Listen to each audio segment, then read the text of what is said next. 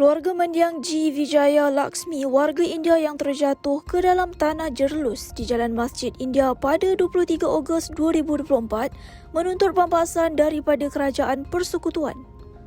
Peguam keluarganya M. Parthiban berkata jumlah itu dirujuk berdasarkan pampasan yang diputuskan Mahkamah Seksyen Kuala Lumpur dalam kes kematian seorang remaja akibat dihempap pokok tumbang pada 2023. Mahkamah Seksyen Kuala Lumpur telah pun mengarahkan DBKL supaya membayar pampasan lebih kurang RM824,000 atas kecuaian. Jadi mahkamah mendapati bahawa terdapat kecuaian dari segi penyelenggaraan pokok dan juga gagal memilih jenis pokok yang serasi. Jadi pihak kami menyarankan dan menggesa kerajaan terutamanya di BKL supaya merujuk dan mengambil kira keputusan mahkamah tersebut untuk menilai, untuk meneliti satu amount yang sewajarnya dalam kes ini.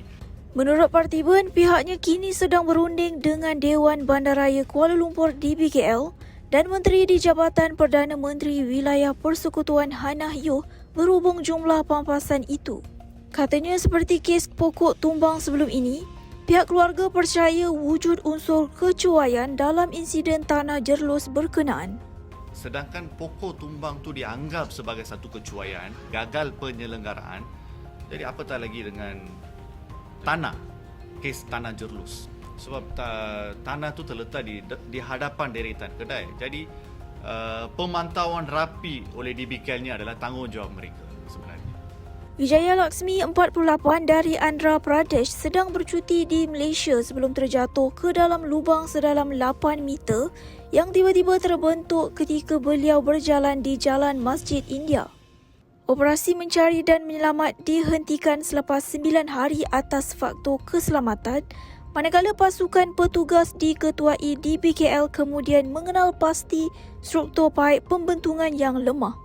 Dalam laporan asas pada masa itu juga ada gangguan utility bawah tanah, pemecahan paip dan sebagainya. Perparitan, ada juga we call it as a geography default.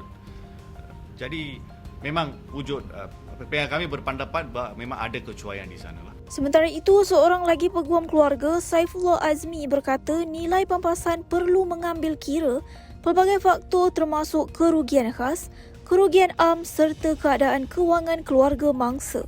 Beliau berkata anak mangsa M. Surya telah berulang-alik ke Malaysia sejak 2 tahun lalu bagi menguruskan sijil kematian ibunya yang akhirnya diperoleh daripada Jabatan Pendaftaran Negara semalam.